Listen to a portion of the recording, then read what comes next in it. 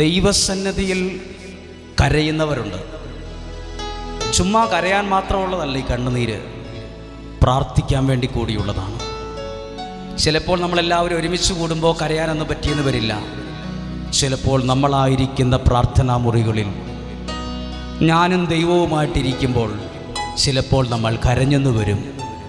കണ്ണുനീരോടെ പ്രാർത്ഥിച്ചാൽ ഒരു വിടുതൽ ഉറപ്പാണ്. ബൈബിളിൽ ഇന്ന് വായിച്ചു കേട്ടോ, 1-2 രാജാക്കന്മാരുടെ പുസ്തകം. എസക്കിയ എന്ന് പറയുന്ന ഒരു മനുഷ്യൻ വലിയ ആളായിരുന്നു.